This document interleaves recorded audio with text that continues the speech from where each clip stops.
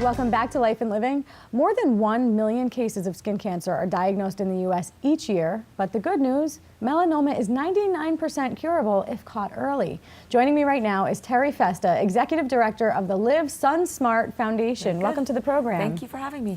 What is the Live SunSmart Foundation? What is the mission? Our mission is to have everybody, no matter their age, gender, color, ethnicity, to live safely with the sun, to educate them on how to do so. This organization was formerly the Teri Festa. Teri Festa Melanoma Foundation. I've named after my father, Yes. who died in 1992 of skin cancer. So we started the foundation right after his death, and for a long time we just did nice things for nice people, but then in 96 we decided that, in 2006 we decided that we needed to do something that was more targeted and something that would have a direct impact. So we chose, let's find the cure for skin cancer, melanoma.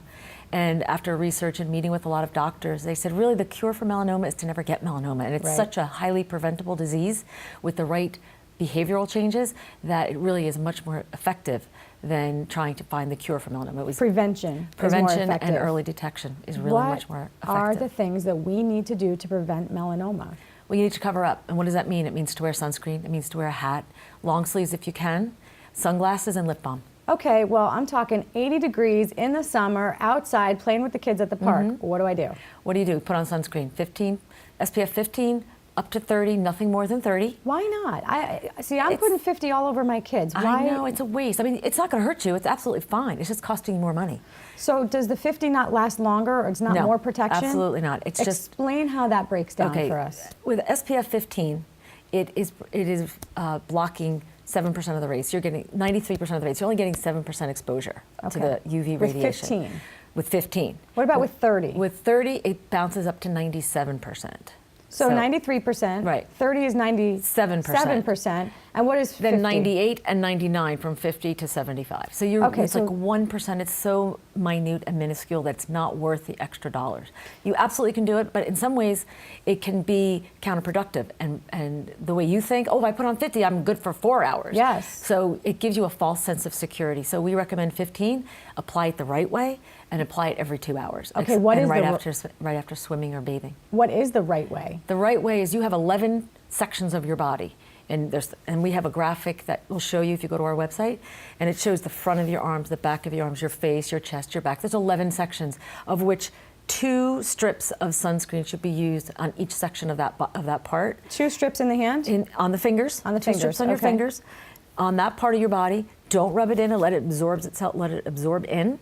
And then you should do it 20 minutes before going outside the first time. So you don't rub it in? Don't rub it in. I get people like that all the time. So you just... sunscreen doesn't work for me. I'm like, do you rub it in really well? And they're like, of course, yeah, I rub it. I go, that's what you're doing wrong. So you're rubbing it away. You're rubbing it, you're making it thinner. So in that case, if you're putting on a 50 and rubbing it in, you're thinning out the material so that's down to a 30 or a 15. So what you really want to do is get a nice thick coating on the 2 fingers on that one section. Just cover it, let it sit for 20 minutes. No, let it sit, and then it'll disappear. Okay. Resist the temptation to rub it in so you don't see it.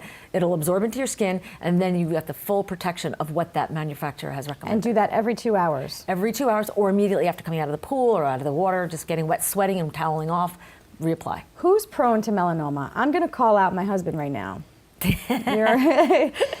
You know that you think you're above sunscreen. Right. He says it because he's Greek and his family's been in the sun his whole life, and he tans very well. He doesn't burn. That he's not prone to sunscreen. Right. Why is that wrong? That is totally wrong. My father was 100% Italian, had coloring like mine, tanned like a berry, never burned, but died of melanoma. And it is the UV radiation that you're absorbing in your body over periods of time that build up and does a cellular degeneration. So the cancer is where your cells are being damaged, and that's what it is. Anytime the sun is damaging your skin every time it touches you. You say that there's actually the reverse effect, that the darker a person's skin, the more likely they are to get melanoma. That seems counterintuitive. No, they're not more likely to get melanoma. The mortality rates are higher. So the incidence of lighter skin, blue-eyed, red hair, freckled people have a higher rate of melanoma and skin cancers, but the mortality rates are higher for melanoma in darker skinned people for a lot of reasons. 1, it's harder to detect.